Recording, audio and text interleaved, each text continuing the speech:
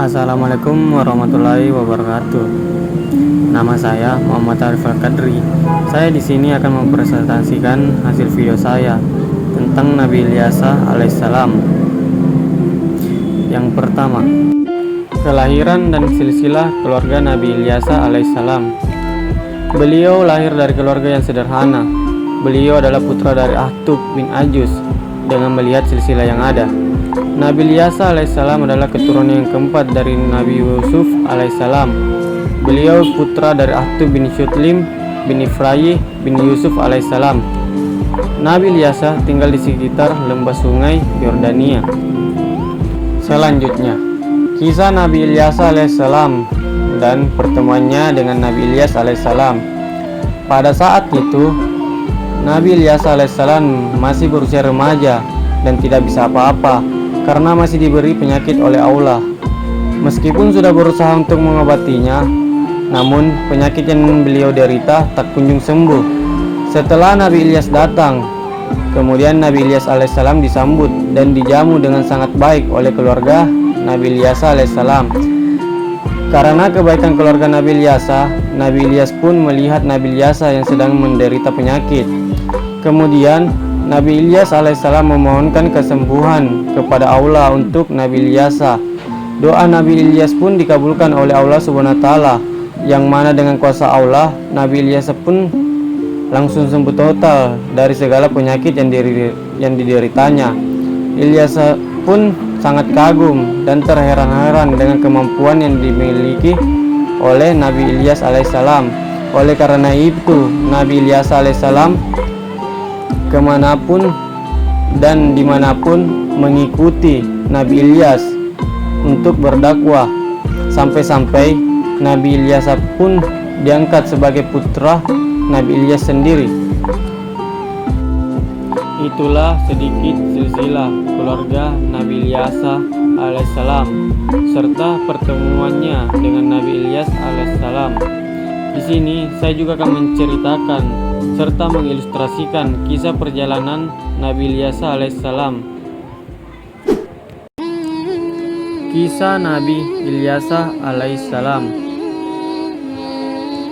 Nabi Ilyasa alaihissalam adalah murid sekaligus anak angkat dari Nabi Ilyas alaihissalam. Nabi Ilyasa alaihissalam diberikan tugas untuk melanjutkan dakwah dari sang ayah untuk kaum Bani Israel. Dalam Al-Quran, nama Nabi Ilyasa alaihissalam disebut 2 kali, yaitu dalam surah Al-An'am dan surah Sud. Tidak begitu lama setelah wafat Nabi Ilyas alaihissalam, penduduk Bani Israel di negeri Balabak kembali mengingkari Allah Subhanahu wa taala. Mereka terlena dengan kemakmuran yang mereka dapatkan, sumber alam yang melimpah, ruah tanaman yang subur, dan hasil ternak yang berkembang biak dengan pesat, sehingga mereka lalai beribadah dan kembali menyembah berhala.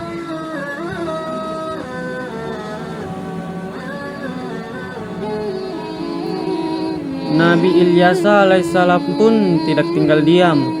Dengan bersusah payah, ia kembali memperingatkan kaum Bani Israel untuk tidak menyembah berhala, karena berhala tidak akan menjamin kemakmuran kepada mereka.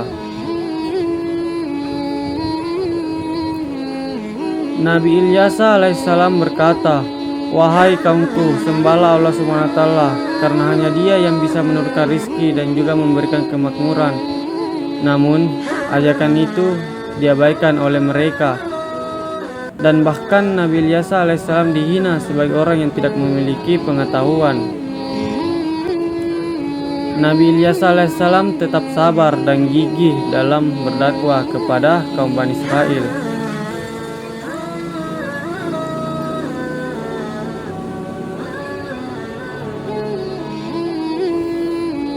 Hingga sampailah pada masa negeri Balabak itu kembali dilanda bencana kekeringan.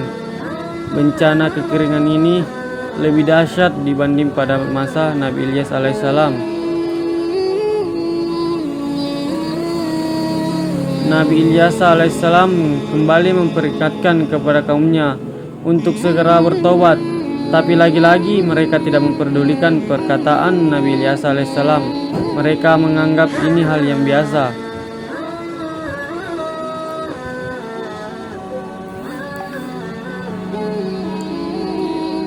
Hari demi hari pun berlalu, bulan berganti, tahun pun menyambung. Akhirnya Allah Subhanahu wa Ta'ala benar-benar membuat negeri bawah Labak menjadi kekeringan. Tidak ada lagi tumbuh-tumbuhan yang hidup, binatang ternak pun mati sia-sia, hingga sebagian besar penduduk kehabisan bahan makanan. Mereka mati kelaparan dan juga kehausan. Negeri bawah Labak pun menjadi hancur dan tidak ada lagi yang tersisa.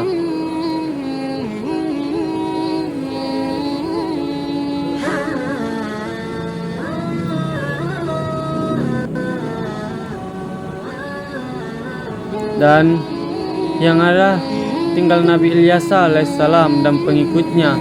Kemudian Nabi Ilyas alaihissalam dan pengikutnya hijrah ke negeri yang subur. Di sana mereka diberikan berkah oleh Allah Subhanahu wa Ta'ala dengan makanan yang berlimpah.